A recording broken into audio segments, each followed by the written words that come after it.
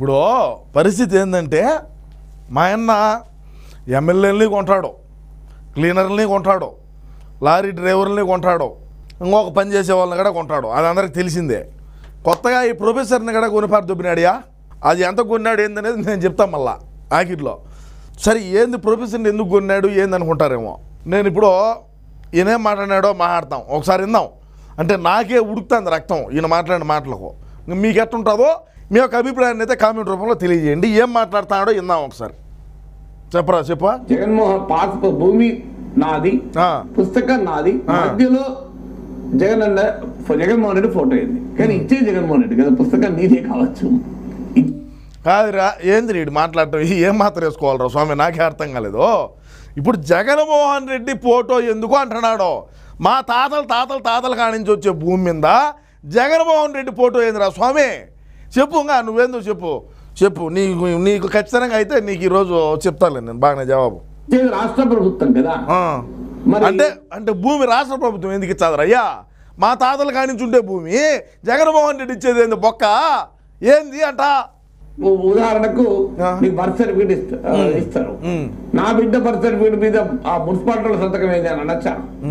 వాడేవాడు సంతకం పెట్టాలి మున్సిపాలిటీ, నా బిడ్డ సర్టిఫికేట్ ఇది అంటే ఎట్లా లాజిక్ ఉంటుందా దానికి? ఈ బిడ్డ సర్టిఫికేట్ మీద కూడా మున్సిపాలిటీ పెడుతుందా అది చెల్లుతుంది, అవునా కదా?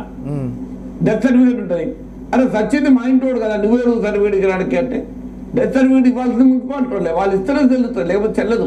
ఒరే స్వామి నువ్వు మాట్లాడేదానికి డెత్ సర్టిఫికెట్కు బర్త్ సర్టిఫికెట్కు ఏమన్నా తేడా కొరంతన్నా అతుకుతుందా?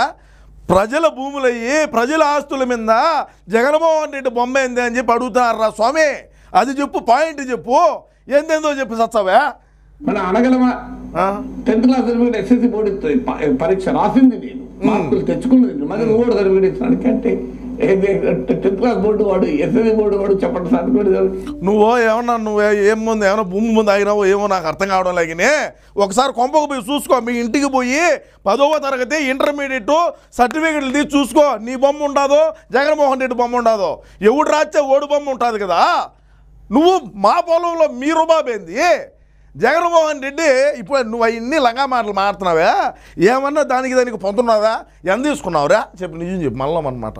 నేనేమంటానంటే కరోనా టైంలో వీడికి 100 లక్షలు ఫండింగ్ చేశాడు మా అన్న, నాకు తెలీదా? ఎత్తుకొని ఇచ్చింది నా కొడుకునే, నాకు తెలియదు అంటే పోయి నువ్వు మాట్లాడతావు. ఇప్పుడు నువ్వు కరోనా టైంలో అడక దొబ్బుతూ ఉంటే, నీ దగ్గర స్టూడెంట్స్ ఎవరు లేకుండా ఉంటే కరోనా టైంలో అన్న ఫండ్ చేశాడు లేదా?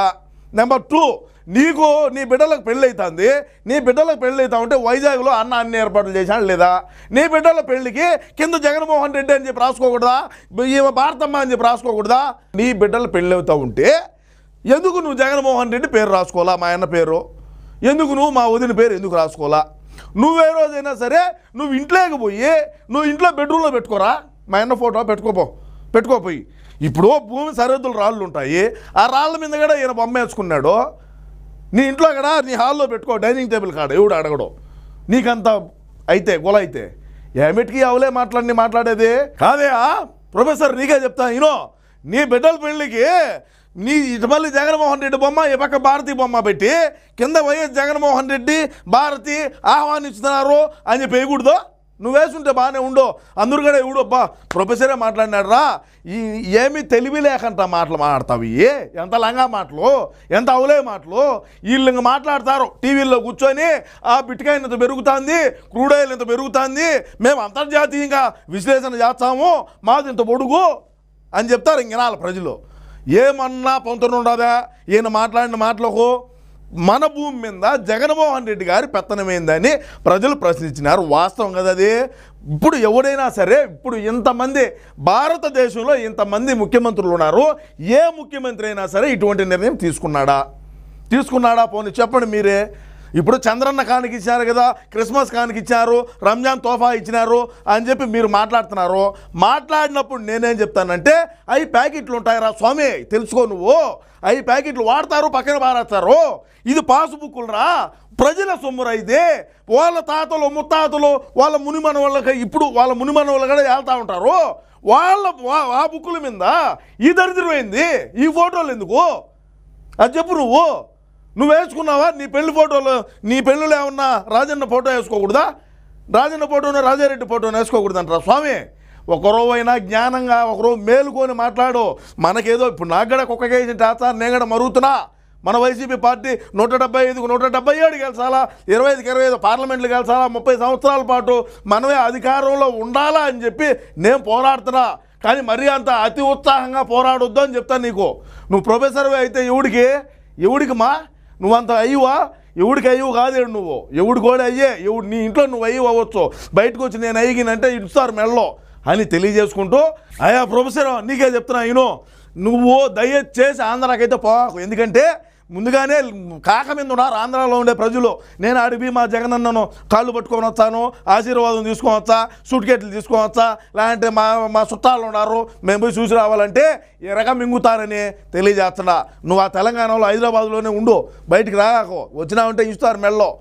నువ్వు మాట్లాడే మాటలకు లెక్క తీసుకున్నావు కాదనలా, కానీ మరీ ఇంత దారుణంగా మాట్లాడతానంటే ఏమన్నా మాట్లాడి ఇకనైనా సరే రాష్ట్ర ప్రజలారా, మనం కొంటాము ఎవరినైనా సరే. ఈరోజు ప్రెస్గా ఈ క్యాండిడేట్ని కొన్నాము, ఎప్పుడో కొన్నాము, కానీ అతి ఉత్సాహంగా మాట్లాడినాడు. సరే ఈయనకు మనమైతే మన విశ్లేషణ అయితే తెలియజేశాము. మీ అమూల్యమైనటువంటి అభిప్రాయాన్ని కామెంట్ రూపంలో తెలియజేయండి. నమస్కారం.